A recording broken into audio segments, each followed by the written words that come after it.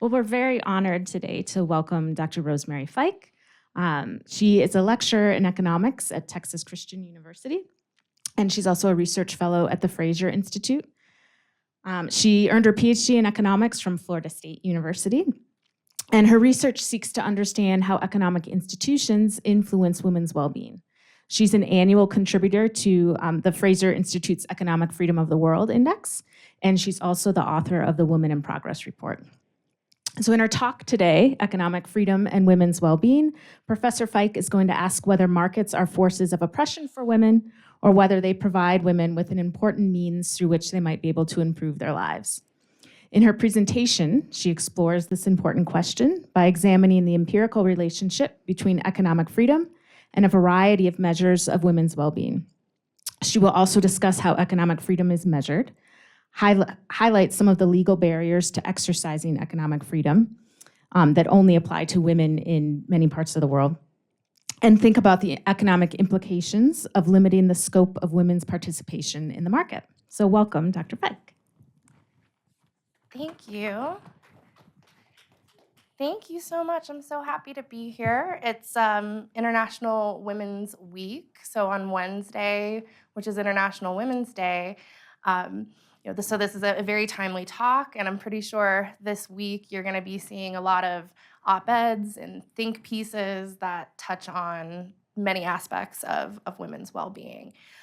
But I'm an economist, so I really like markets. I'm just going to put that bias out there on my sleeve right away. I'm a big fan of markets, but also I really care about women's lives and the choices that women can make.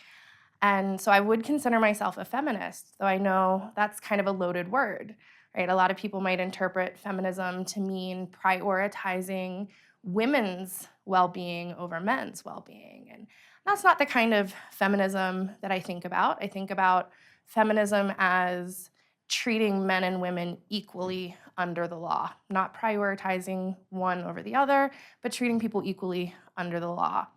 But if you ever do a Google search for feminism and capitalism, these are the kind of things that come up, right? So capitalism conserves the patriarchy, it's the enemy of women, it exploits women. And so when I'm talking to my friends who consider themselves to be feminists, they don't particularly like markets. And when I talk to my friends who are economists, they're pretty skeptical of feminism. And so I actually want to argue that markets and feminist goals are not inconsistent with one another. And I actually think that markets and economic freedom specifically, it's a necessary ingredient for women to flourish, for anybody to flourish, not just women. And so I want to talk a little bit about some of the traditional feminist criticisms of markets. So the first one that we hear a lot is markets exploit women. Another variation of that is that women and men don't benefit equally from markets. So maybe women get some benefit from trade, but they don't share those gains as equally as men. And so Nancy Folber is one of the scholars that talks a lot about this, and she talks about how capitalism tends to depend on women providing this unpaid household labor, right? So the domain of household work, taking care of children, taking care of household management expenses, making lunches, cleaning, cooking, things of that nature. Even though these days there tends to be more gender parity over how those tasks are divided, it's still the case that even in the US and other developed nations, this work is still largely the domain of women. Right? And I'll show you some data later in this presentation that tracks how household labor is divided, how men and women spend their time in household labor. But so this idea that the market and capitalism couldn't even really exist without relying on this unpaid contribution is a really important criticism. And so we see this picture here, wages for housework, right? A lot of feminists, I think, rightfully argue that household labor is really important. Just because it's not being paid, right? It's really important to raise children and teach them right from wrong. They're going to be the future of our labor force. So we want them to be productive members of society. We want them to have human capital skills. Another part of this markets exploiting women, this is where we kind of focus on gender gaps. Maybe the gender wage gap is something that you'll hear a lot about this week, right? Pretty much any newspaper that you open up, we're gonna hear about the gender wage gap. So in a little bit, I wanna talk about what that gender wage gap means, how it's measured, what it says, what it doesn't say, and what economists attribute as the causes of these gender wage gaps. So we'll talk about some of that today. Another criticism that feminists often make of markets is, or just in general, people who are skeptical of markets, say that capitalism might make us worse people. There's moral corruption. And part of that is because the priority becomes profit. Material success is our measure of who's doing well in the market. And that type of system, according to feminists, it encourages kind of cutthroat competitive behavior, and it rewards that type of adversarial competition. And so instead of us caring for each other and collaborating with one another, we end up competing. And so that's particularly, I don't actually think that that's a correct claim. And so some of the data that we'll talk about today, later on, we'll explore, are there measures of morality, moral issues that look better or worse depending on whether we're operating in a socialist society or a capitalist society. Another feminist criticism of markets, and this one we won't get into too much today, but this idea that consumer culture, there's a culture that comes with capitalism, and that culture creates and entrenches gendered preferences, right? So I wear a lot of dresses, right? I like to think that I like to wear dresses because that's my personal preference, right? But some feminists might argue that there's a social expectation that that is the way I should dress, and that the advertisements that I see in magazines or commercials are prioritizing beauty and thinness and other aspects of appearance that objectifies women. And so I have this quote here: women aren't able to embrace their imperfections because capitalism exploits and commodifies them. So I don't know who this quote is by. It's one of those things I've seen floating around social media a lot in the past weeks. I've tried to uncover where this is coming from. I haven't. And this book, Capitalism, Patriarchy, The Cost of Being a Woman, it talks about something called pink taxes. Have you guys heard of the pink tax before? What's the pink tax? Do you guys, yeah. So isn't it basically when products towards women, they're usually more expensive than products for men? Yeah, and so, we might have 2 Gillette razors, but the pink one is gonna cost more money because it's marketed towards women. Or you might have like a shampoo, conditioner, body wash, all in one for men. And then for women, we have different products for each, and they're all more expensive. And so we are encouraged to consume those types of products. One of the songs that is kind of popular these days that I quite like a lot, that Victoria's Secret song. You guys know that Victoria's Secret song? I know Victoria's Secret. And it's about how Victoria's Secret was a fiction invented in a boardroom by men to try to sell thinness to women. And I wish there was a song like that that was popular when I was in high school. It would have saved me a lot of angst about my own body type. So I won't touch too much on this particular criticism of markets, but I will touch on the relationship between markets and certain other cultural norms. And so we can kind of think about how economic freedom might influence social norms in that way. I also think it's kind of a ridiculous criticism of markets for feminists to make, because inherently it's kind of arguing that we, as women, maybe don't know our own minds well enough to establish our own preferences, that we are potentially so weak-willed that we are, swayed by something outside of ourselves. So we'll talk about some of that stuff today. But I do want to turn back to the gender pay gap. So as I said, this is a statistic that is going to be in your face all week. And a lot of people think that the gender pay gap, what it means, they think that it means a woman and a man doing the exact same work, a woman is going to get paid less than the man.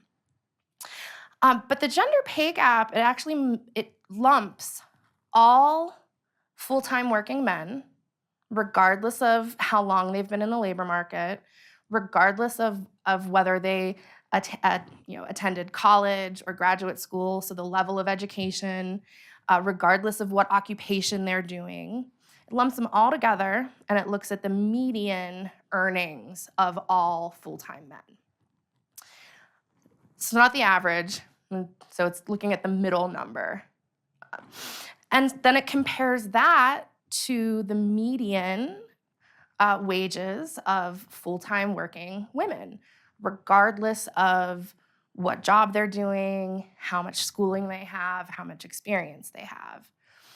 And so when we see things like the gender pay gap in the US is 17 cents, so women are making at 83 cents for every dollar that men earn, it's not telling us that women are making 83% of what a man of the same experience doing the same job is making. So one of the things that might drive that gender pay gap is if men and women are making systematically different choices about their college education, about going to graduate school, about working in certain industries, working in jobs that have a lot of travel requirements or long hours, well, those systematically different choices are going to mean that the group of men, we're looking at median income of people who are doing more STEM type jobs, more jobs that work longer hours, that require grad school education, and these jobs tend to come with higher pay. And women, we're looking at more flexible positions, and a lot of women work within what we would call the caring industry, so education and healthcare, and those do tend to be lower paying jobs. So in this list of gender pay gaps I have listed here for the US, Canada, Mexico, the UK, Norway, and Denmark, I also at the bottom have something called the controlled gender pay gap. And the controlled gender pay gap is looking at men and women who have the same level of education, same experience, same jobs. And that gender pay gap all but disappears. It goes down to 1 cent on the dollar. Some estimations, so it's between 1 and 2 cents on the dollar. So that doesn't mean that there's no type of discrimination, right? We can't explain that 1 to 2% gap. That 1 to 2% gap is arguably does contain an element of discrimination, but the vast majority of this gender pay statistic is being attributed to different choices that men and women make. And so that's what economists have focused on. So the causes of gender gaps in performance, gender wage gap is one performance measure.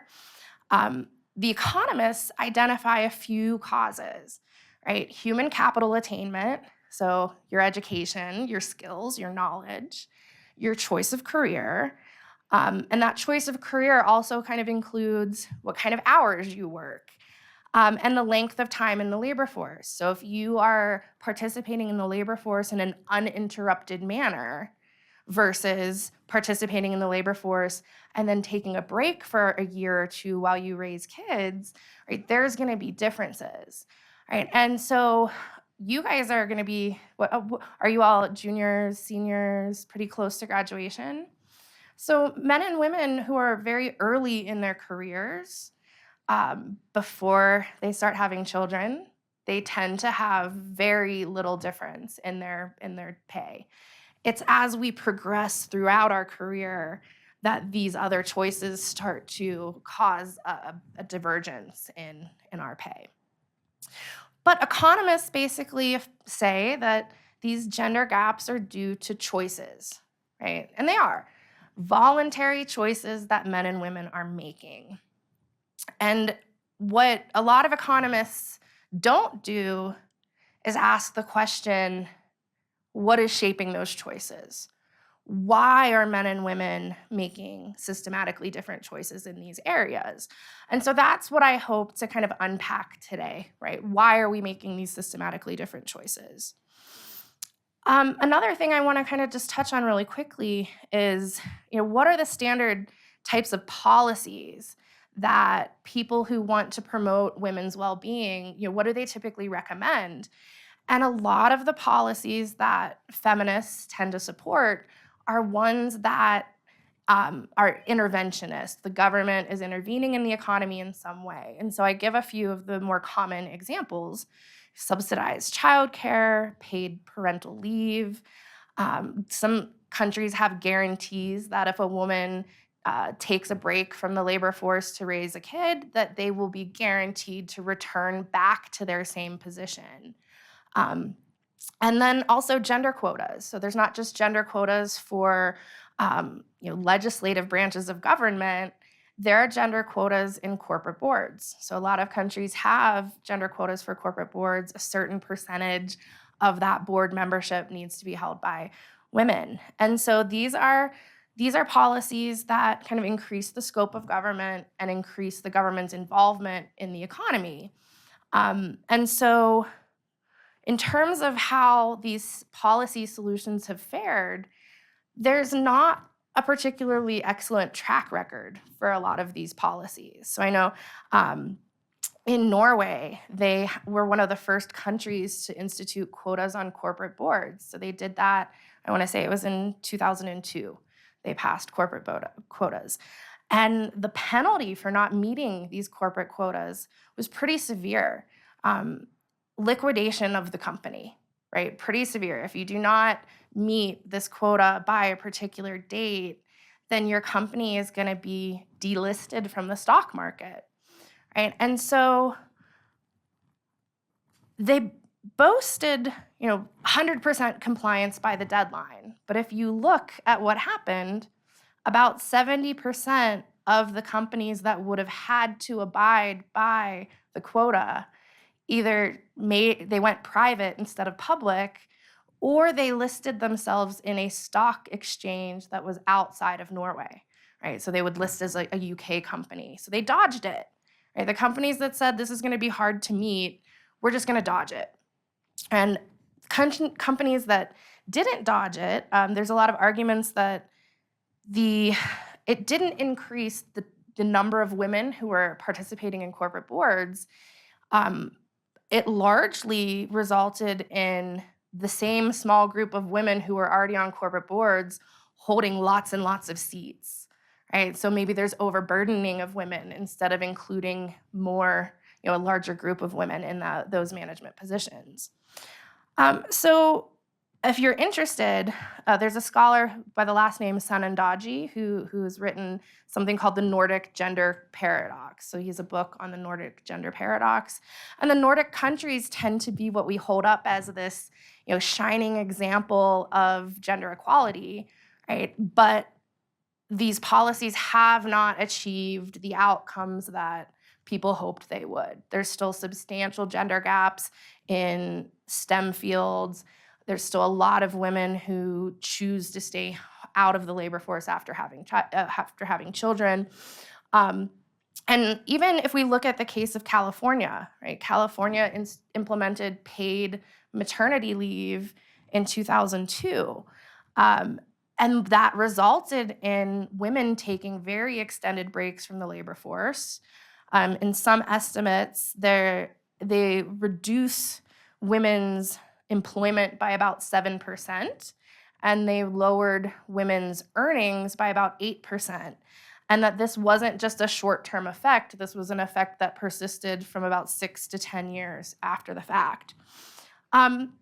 There are even gender-neutral policies that people have talked about. So there's a great paper that was published in 2018 by Antical, Bedard, and Stearns that studies kind of a gender-neutral policy of tenure clock stopping in universities. So one of the things, if you're in the academy, one of the things that comes up a lot is that the tenure rate of male faculty is a lot higher than the tenure rate of female faculty. And so one way to possibly mitigate this is to allow men and women to take parental leave. And while they're taking that parental leave, we can pause the tenure clock, give you more time. And the hope was by giving more time to meet the requirements of tenure, that we would see more women obtaining tenure. Right? And so what happens, they found that this policy, even though it was gender neutral in the way it was written, this policy resulted in a 19% decrease in the likelihood that women would get tenure, but a 17% increase in the likelihood that men would get tenure. Right? So gender neutral in wording. So why do we have this very differential outcome? Well, I'll give you an anecdotal example. One of my former colleagues, he was the kind of person that you hardly ever see on campus unless he's teaching class.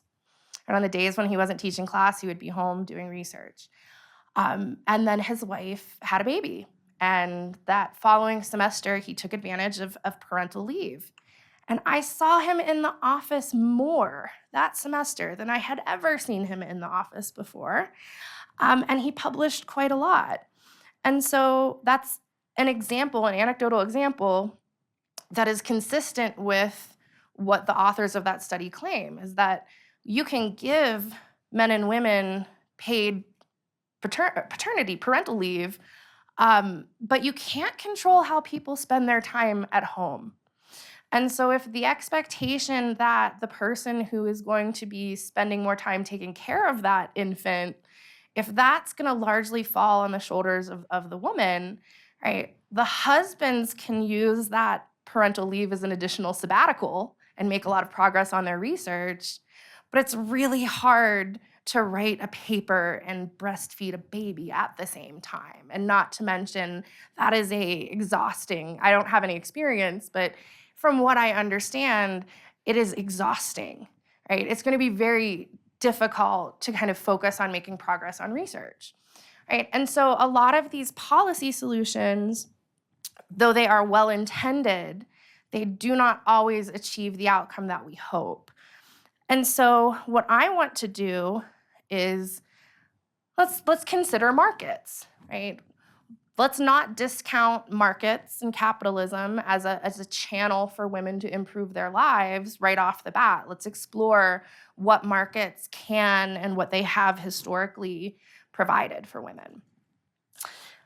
And so part of that is thinking about institutions and how those institutions influence the choices that we make, right? So you guys are econ majors, I assume, so you've taken lots of classes where you've talked about opportunity cost, right? Every decision that you face has an opportunity cost. You yourself cannot be in two places at once, so you have to give something up every time you make a choice. And those choices, right, all of our gender performance gaps, they're driven by these choices, but the choices we make are not made in a vacuum. They're made in society, right? We are embedded in a set of social structures, and those social structures influence the costs and the benefits of the choices that are available to us. And so institutions, for those who are not familiar with how economists use the word institutions, anytime you see the word institutions in economics, you can just substitute the word rules, right? Institutions are rules. They can be formal rules, like the written law. They could be informal rules, and the informal rules that I'll emphasize a lot are gender norms. I don't want you to think, a lot of times when I talk about gender norms to my students, they think about just things that might affect women, right? But gender norms affect men too, right? Gender norms dictate what behaviors are socially acceptable for men and for women, what behaviors are socially unacceptable for men and for women. And those things can be costly to all of us. So one example where gender norms have really hurt men is that this social expectation that women are going to be the primary child care giver. If a man and a woman in a relationship and they have children and they get a divorce, the court system is going to be biased towards granting custody of the children to the female, regardless of whether in that situation that is the best choice for the child. And that's gender norms that are driving that. Another example of how gender norms affect men, right? You may have heard the statistics that men are more likely to have more dangerous jobs. They're more likely to die on the job, right? Gender norms about which types of work are appropriate for women and not appropriate for women, that kind of drives that outcome as well. I'll show you some data about the restrictions, formal restrictions on women's economic opportunities. There's a lot of restrictions in many countries across the world that literally legally forbid women from doing jobs that are deemed dangerous. So of course men are more likely to have dangerous jobs and they're more likely to die on the job because women, whether they want to or not, are unable to enter in those occupations in a lot of places. And even in the places like the US where we don't have those formal restrictions, at one point we did, and there is, a carryover. Even though they're gone, several decades later, you can kind of still feel the effects of those things. So institutions, they're formal or informal rules. They're developed in the past. They constrain our choices today.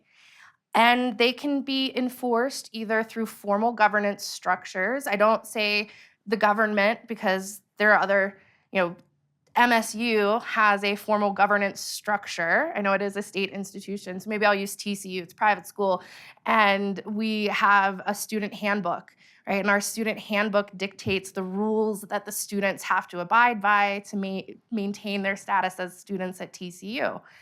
And if they violate those student handbook rules, there are disciplinary committees. There's a formal hierarchical governance structure to enforce those rules. So it's not so much the codification to me that distinguishes between formal and informal, it's the enforcement of the rule. And informal rules, like gender norms, are enforced socially. Maybe we give you a dirty look or a strange look because you're doing something that is out of the traditional scope of what a woman should be doing. And so because these rules exist, they do alter the cost and benefits of different paths, right? If there is a strong social norm that says women shouldn't be construction workers, right? And we're gonna give you weird looks when you enter into that field, and your colleagues are gonna be a little bit hard on you in that field, right? Then that makes that path a costlier choice for women to take. Even if the legal, formal rules say that option is on the table. So both of our formal and informal rules affect the costs of our decisions. And so there's been a lot of work on institutions and economic development. Adam Smith has this great quote from, I believe it's his lectures on jurisprudence, that little else is requisite to carry a state to the highest degree of opulence from the lowest barbarism, but peace, easy taxes, and a tolerable administration of justice. That's a statement about economic freedom, right? That's a statement about economic institutions.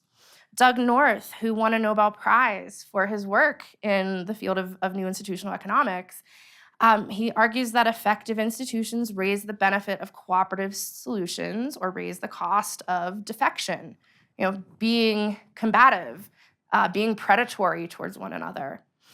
And Peter Betke and Rosalino Candela, they have this great quote that all of humanity was once poor. That is true. The state of nature is an impoverished one. But the societies that have been able to escape from poverty are ones that are able to get on this path through an institutional framework that includes property rights protection, freedom of contract, and voluntary exchange, consent. And so, in theory, right, why might markets work to improve women's lives? Well, right off the bat, having economic freedom should give us more control over the choices that we make, right? When there are fewer laws saying, here's things you can't do, then those options are on the table for me. Another thing is that, and I'll just touch on Gary Becker's work in discrimination. So Gary Becker in the economics discrimination, now he was focused on racial discrimination, not particularly gender discrimination in this book, but we can kind of use that framework to talk about both issues. But Becker argued that markets themselves punish people for behaving in kind of a discriminatory, prejudiced manner, right? So let's say we live in a society that has sexist social norms and that there is a bias that people think for whatever reason we would rather employ men than women.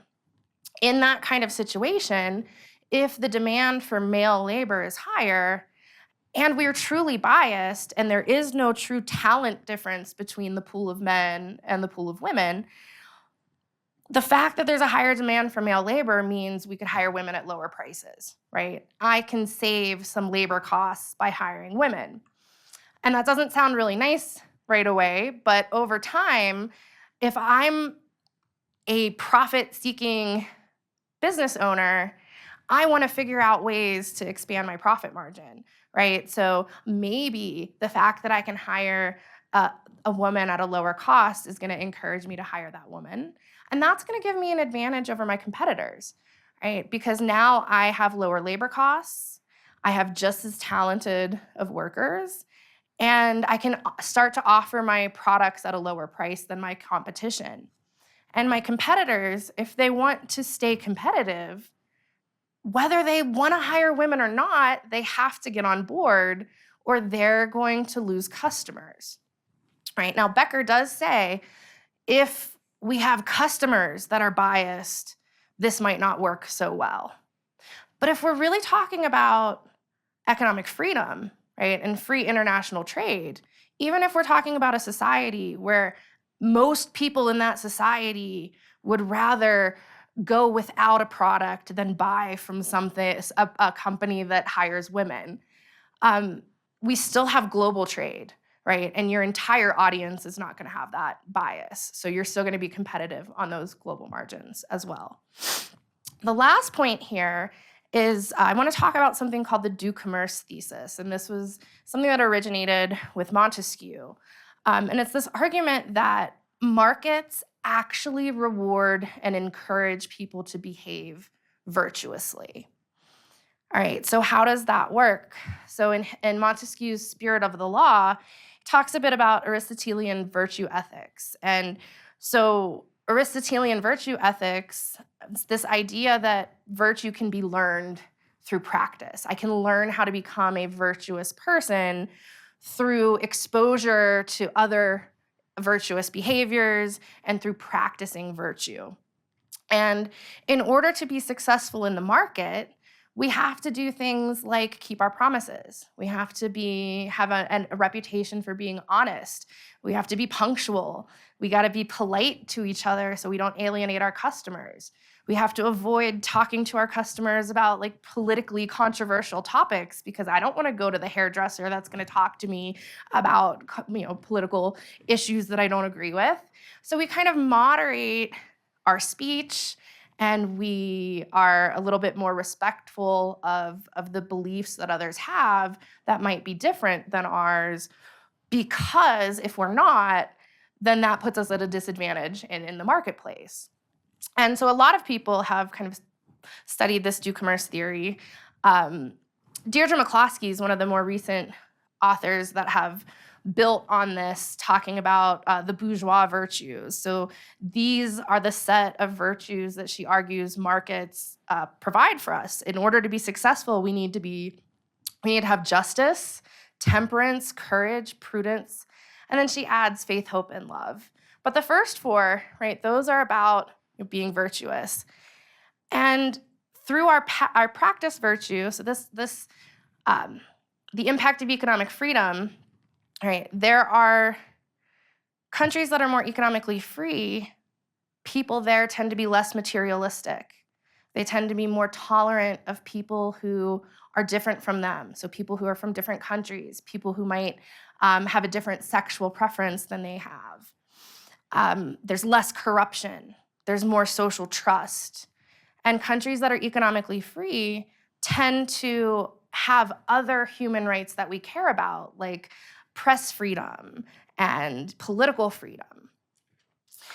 And those are kind of virtuous behaviors, things that we would think of as being a virtue.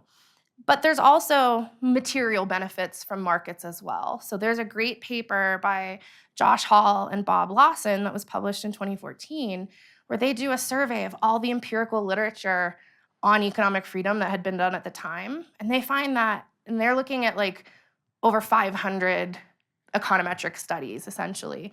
And they find that in 2/3 of those studies, economic freedom has a statistically significant effect on improving some aspect of people's lives, right? And so people tend to be wealthier, healthier, happier in places that are economically free.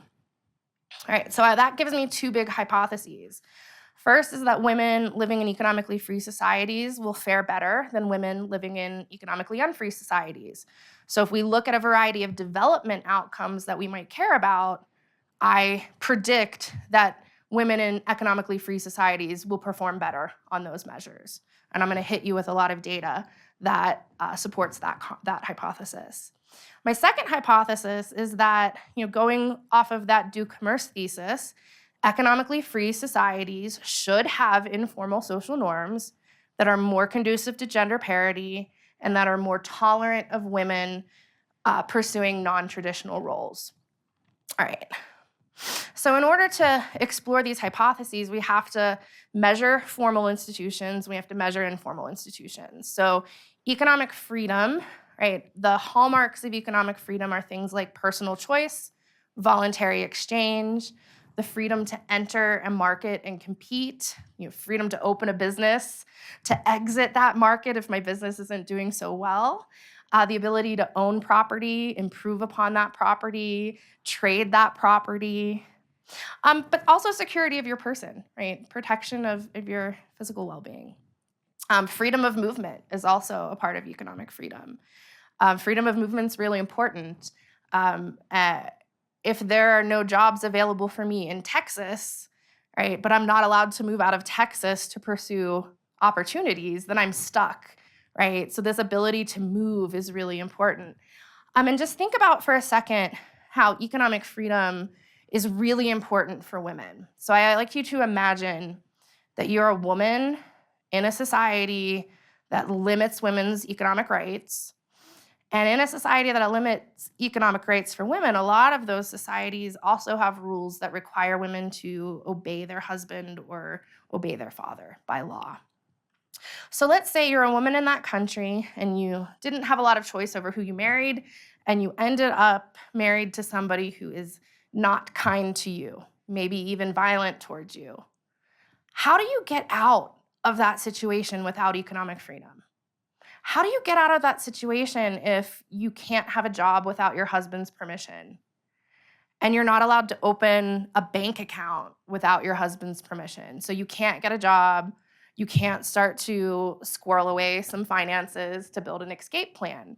And you can't move freely about the country without the accompaniment of a male relative.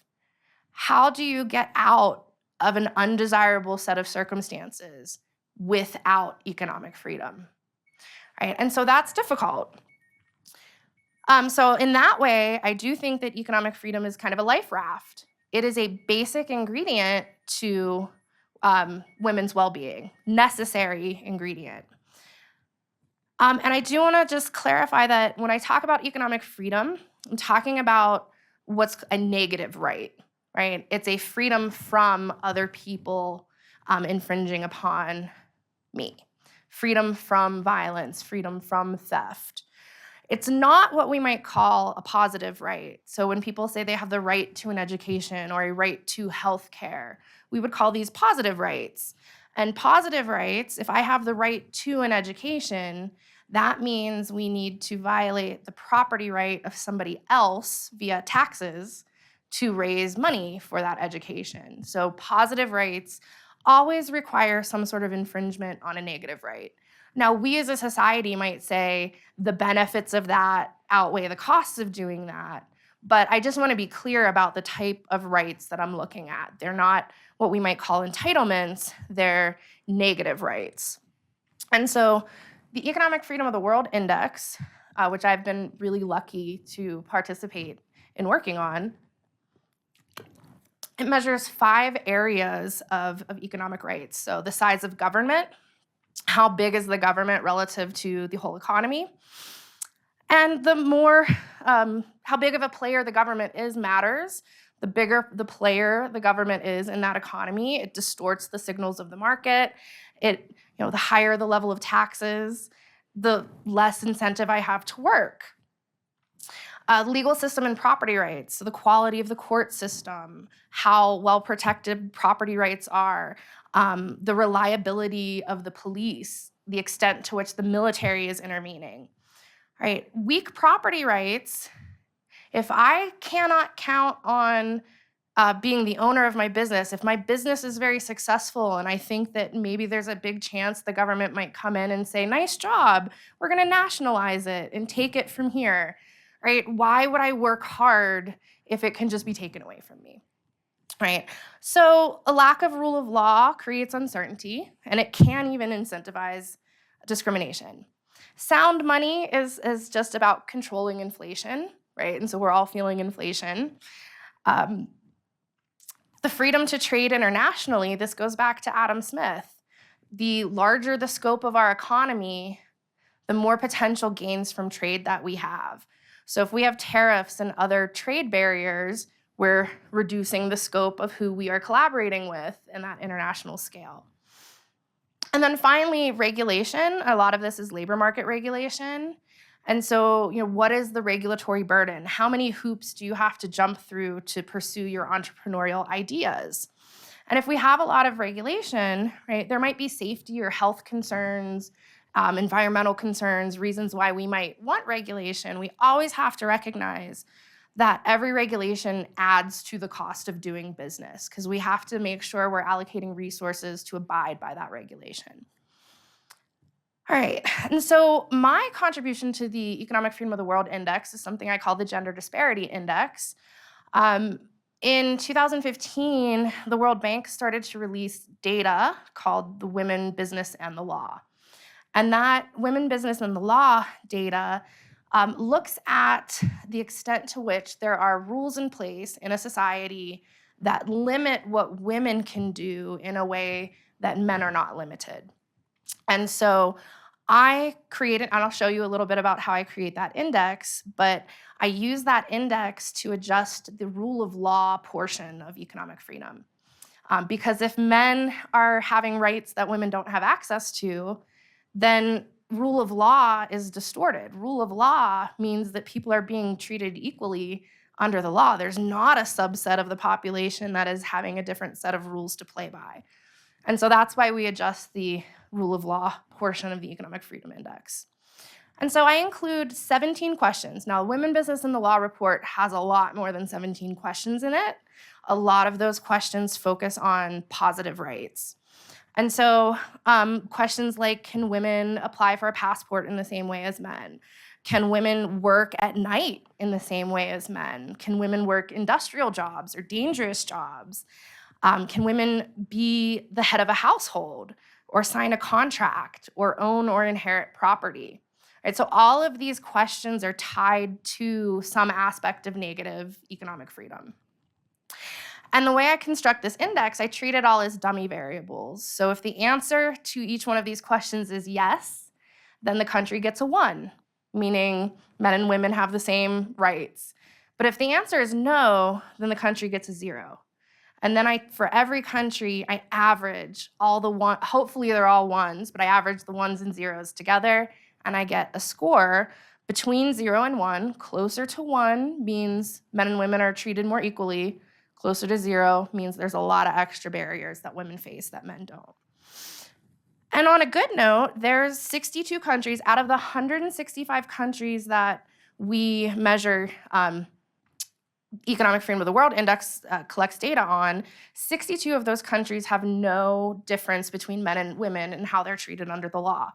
Now, this does not mean that these 62 countries are economically free, right? Venezuela is on this list. Venezuela is very clearly not economically free, but in Venezuela, men and women are equally unfree. Women are not even less free than the men. They're equally unfree.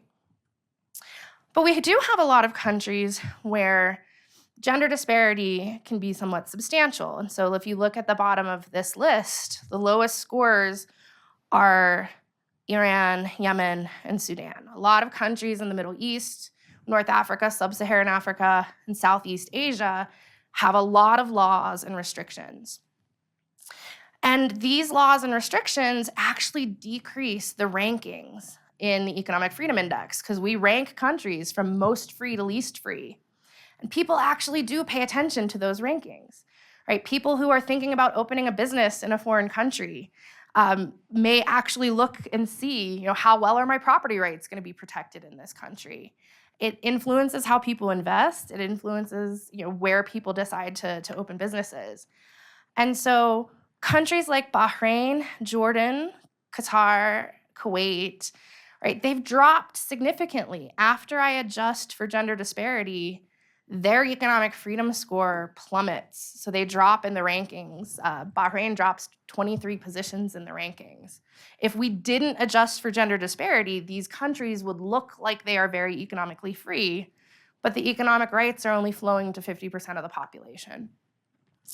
So it matters. People have started paying attention.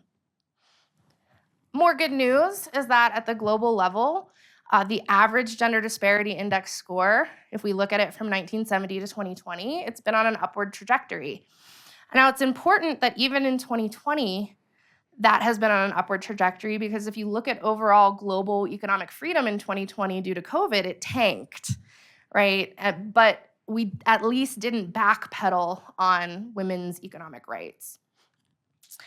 And there were some countries that had surprising improvements in gender disparity. Saudi Arabia used to be at the bottom of my gender disparity rankings every year. But between 2018 and 2020, Saudi Arabia granted women the right to move freely about the country. They expanded their freedom of movement. They got rid of gendered labor market restrictions so that men and women can, at least under the law, have equal ability to choose employment. And they've strengthened property rights to a degree. And so it doesn't mean that women's lives in Saudi Arabia are immediately going to be great, right? There are still gender norms that need to change. But the labor force participation rate of women in just that time period has increased by 42%. At the same time, the labor force participation rate of women in 2020 plummeted in most other places in the world because children had to come home from, be schooled at home.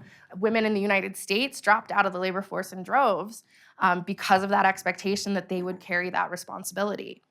So there are countries that are making notable improvements.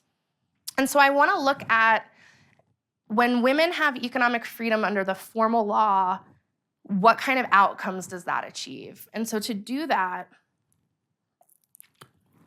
I look at the economic freedom rankings and I divide things into quartiles. So we have the top quartile of the most free countries, then the second most free countries, the third, and then the least free countries.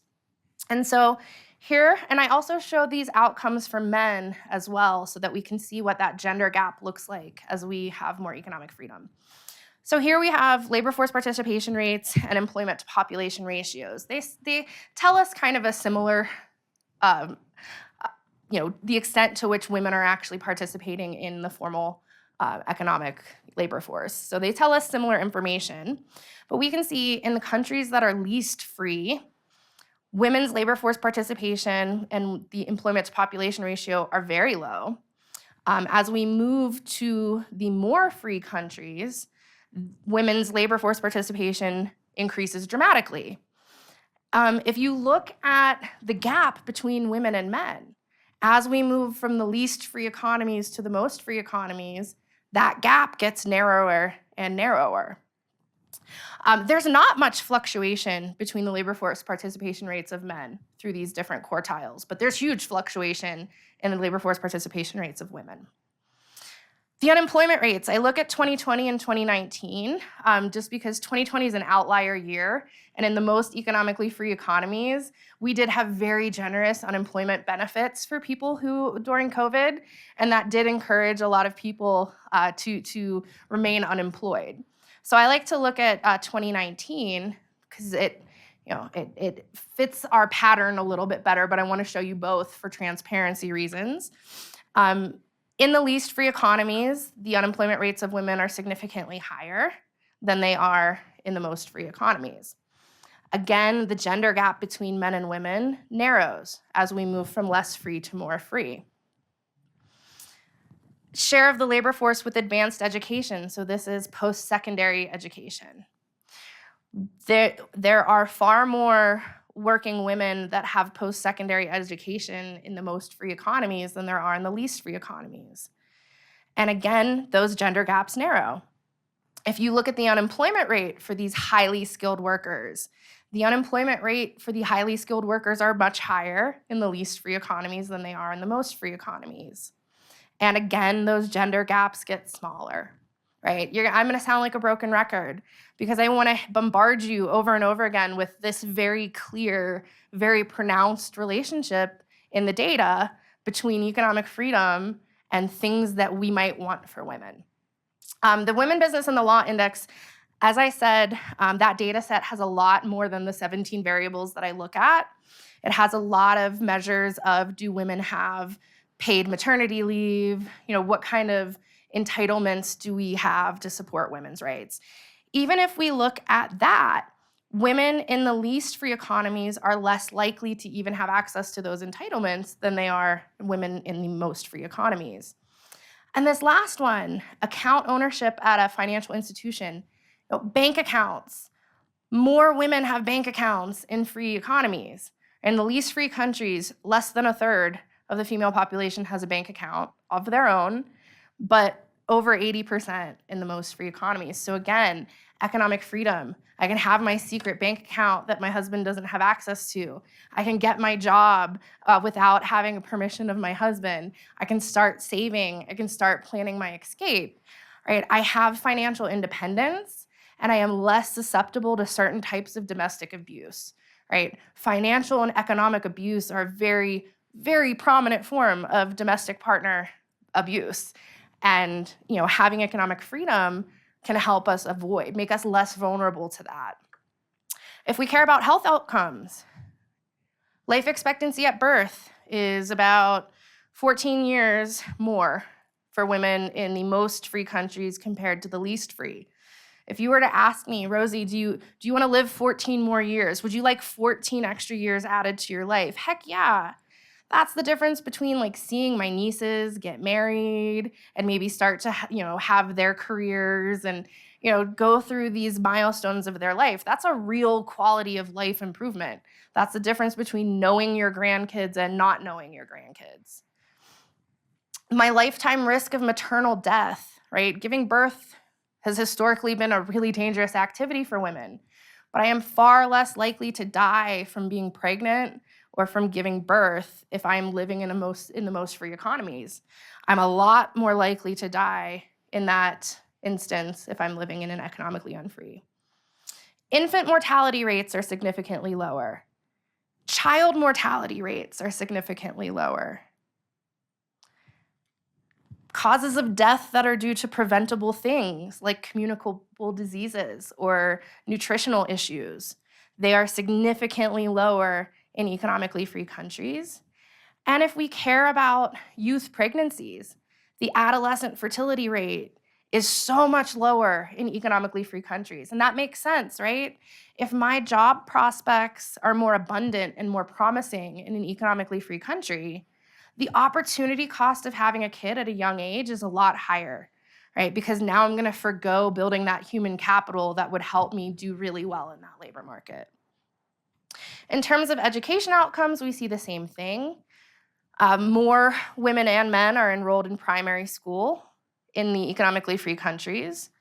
More women and men complete their secondary education, so they complete through 5th grade in the economically free countries. More people complete post-secondary education. So a little over 7% of women in the least free economies do some sort of post-high school training, whereas 40% in the most free countries do. And there is a human capital index, and the human capital index measures not just education, but it also measures the healthiness of your workers. And so workers in the most free countries are going to be more productive because they have better education and they tend to be healthier employees. So that's a ton of data suggesting that more formal economic freedom does correlate with better outcomes and better lives for women and for men, right? The pattern for men follows the pattern for women in most cases. So now, lastly, I do want to turn to informal institutions because I want to know, do markets affect gender norms? Is that due commerce theory? Is there some credibility to that due commerce thesis? And so this data, I love this. This is a Pew Research Center survey from 2015 that asks, first it asks both full-time working mothers, so it looks at everybody in the sample is a couple, a man-woman marriage. And they have kids, and they're both employed full-time. That's the sample of people that we're looking at. And first they ask, what is your perception of how this household labor is divided? Do you think that the mother does more? Do you think that the father does more? Or do you think that we're sharing this work equally? And you can see, right, this dark green, no matter what we're looking at, a lot of people are more likely to say the mother does more. But when we look at the father's answers, fathers are much more likely to say we do the work equally than mothers, right? Oh yeah, my perception is we're dividing this household labor equally. So the perception of men is that we're more likely to say that we're doing it equally. But when we ask people, how do you spend your time each week? How many hours do you actually spend doing these types of activities? We see that women spend a little under 40 hours a week in paid work, where men get to spend over 45 hours per week in paid work, right? So there's more time on the job, more time gaining skills, more time networking, right? That's gonna lead to abilities to get promoted in a more effective way. Women are spending almost a little over 3.5 hours more per week on house care. They're spending 3.3 hours more per week doing childcare, and they spend 4 hours less in leisure, right? And so not only am I working, but I'm coming home and I'm doing this second shift of all the household labor, and that is more exhausting than leisure. So I'm less recovered when I go to work the next day, right? So if we looked at this data pre-2015, I guarantee this is a more equitable distribution of household labor than what existed in like the 1980s. Right? I hear my mom tell stories about raising 3 kids in the 1980s, and I believe she's claimed that my father has never changed a diaper. Right? That would be unheard of today. Right? So things have definitely gotten better, but it is still the case that the expectation of this labor is falling more on the shoulders of women. And gender norms matter in other areas as well, right? Women are less likely to negotiate their salaries, and that's going to contribute to gender differences. So I'll advise you right now, any woman who is watching or listening to this should always negotiate your salary. because it will put you at a disadvantage if you don't. Men are negotiating their salaries. You need to do the same thing. There are expectations in the workspace about who is going to be doing non-promotable tasks. So non-promotable tasks are things like who cleans out the office fridge, the disgusting office fridge that we all share, whose job is it to clean that out? Who's gonna organize the baby shower for your one colleague, or the birthday party or retirement celebration for someone else? These are things that the expectation is the women in the office are gonna take care of these jobs. And these jobs do not help us get promoted at work. So even in the workspace, the expectation is women are doing more of these caring labor tasks, and it hurts their ability to get promoted. And finally, another way that gender norms affect these gender wage gaps and things that we might care about if we care about women's well-being, how we socialize and network in the workspace matters too. So I think about like happy hours, right? If you work in like finance or you work at a law firm and you have a happy hour with the boss, at a happy hour while I'm sharing a beer, I might be chatting about things that my superior might say, well, I've got this project that you would be really interested in. And I might get opportunities. If I show up at those little office happy hours, I might get more opportunities than someone who doesn't. Well, if you have kids, are you gonna skip the happy hour or are you gonna go to the happy hour? And if you're a woman and the expectation is you're the one that's gonna be taking care of the kids, fewer women are going to be engaging in these socializing experiences that actually help them get ahead in the job. I think about when I was in grad school, there was one event every week where the graduate students would interact with the professors. And it was a basketball game on Saturday mornings. I was the only girl in my PhD program in my cohort. And I totally didn't feel comfortable going to the Saturday morning basketball games. And so I didn't get the opportunity to socialize with my professors. I didn't get the opportunity to talk about projects that they were working on. And I got less invitations to write papers with them, right? Did they mean to maliciously do that? No, but we do need to be intentional about the way we structure our social interactions so that we can think about, is this something that might stand in the way of women doing as well as men in the labor force? So I do have a measure of informal gender norms. I use the World Value Survey data.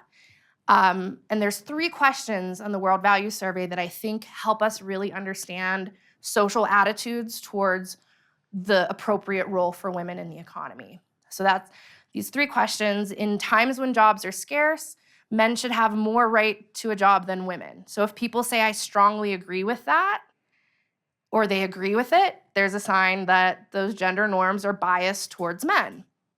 If they say, I don't agree with that, that's a sign that you don't have a particular male preference. Same for, on the whole, men make better political leaders than women do. If people strongly agree with that, then that's a sign that the social norms are biased towards men. And as university is more important for a boy than for a girl, again, if the answer is agree or strongly agree, then the idea, the gender norms are going to reflect a preference for men pursuing these opportunities. So this data, this is just a scatter plot. So it shows a simple relationship between economic freedom and my measure of gender norms. And what this shows, that if we look at economic freedom and gender norms in the same time period, more economically free countries tend to have higher scores on my gender norms index. Higher scores on the gender norms index means you are less biased towards men. So we're more tolerant of women taking on education, career, and political leadership positions. And this relationship holds even if I look at economic freedom in the past. So if I look at economic freedom 5 years ago and gender norms today, or 10 years ago and gender norms today, we still see it's not as pronounced, it's not as steep of a slope, but it's still a positive relationship where greater economic freedom is associated with gender norms that are more tolerant of women taking on less traditional roles. I can look at this for quartiles. So the purple is the entire norms index. The blue is just the jobs question. The gray is just the politics question. And my university question has disappeared. It's apparently a white bar that we can't see, but the numbers tell us where that white bar goes up to. So whether I look at the overall index of gender norms or I look at the decomposed, disaggregated components, the most free countries have higher scores on average than the least free countries, and it decreases as we go to less freedom. The last thing I'll show you is I ran a regression. So if you guys have taken econometrics, I did a pretty simple regression where I used the economic freedom index as my main explanatory variable, but I control for per capita income. I control for political institutions. I control for the percentage of the population that identifies as Muslim, just as a cultural control variable. And I also control for the extent to which civil liberties are protected. And what we see is even when I control for all of these things, more economic freedom is associated with more tolerant gender norms, even controlling. So it's messy data, so it's not the most neat, clean, controlled analysis, but it is suggestive that greater economic freedom is associated with more tolerance of women taking on less traditional roles. So, in conclusion, these performance gaps that are attributed to choices, institutions like economic freedom affect our choices. They affect the formal rules, they affect the informal rules. Both of those things shape the choices that we make. And in all of the data that we just looked at, more economic freedom is associated with a better outcome for women.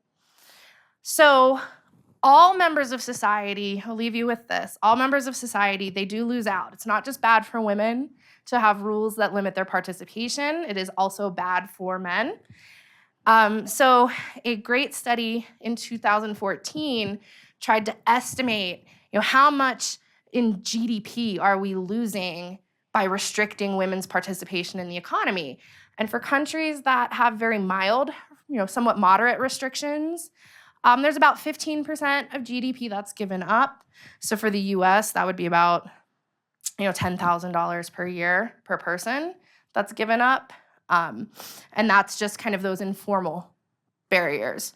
But if we look at countries that have very severe formal and informal restrictions, places like Iran, you're giving up almost a third of GDP per year. That is not small. That is a massive pile of cash that's being left on the table that we're just walking past because we're not allowing women to contribute their ideas, their talents to the economy. And if we allow them to contribute their ideas and their talents, that makes us all wealthier. So a good policy recommendation we would end with is that there's lots of low-hanging fruit. There's lots of restrictions, specifically in the labor market, that take options off the table for women. Now, you as a woman might not think that, going into construction sounds great, but for some women in the world, I promise you, there are some women in the world where that is the best option for them. And by saying you can't do a dangerous job, you take away the best option. And so it would be pretty low-hanging fruit to just get rid of some of those gendered labor market restrictions. And it wouldn't be expensive for governments to do that because all it would require them to do is to stop enforcing certain rules. And they might actually save some resources if there were fewer restrictions that they actually had to enforce. So I'm paraphrasing one of my favorite economists, James Buchanan, here. I'm ending with this quote: "Woman wants freedom to become the woman she wants to become. Freedom opens our choices. It allows us to take chances, make mistakes, learn from them, do better, right? And it gives me more control over the direction of my life, which I think in and of itself is a pretty good thing." Right. And so if you're interested in learning more, I don't usually do this shameless self-promotion thing, but the new edition of the Women in Progress report is coming out this week to coincide, I think, with International Women's Day. I also host a couple of podcasts with the Fraser Institute, and there's a 2-part podcast series on this topic where I interview some scholars about the relationship between freedom and women's well-being. So if you're interested in that, I encourage you to check it out. But that is all I have for you. Thank you so much for coming here, and I know it wasn't just for the pizza. I know you are all interested in women's rights. Thank you.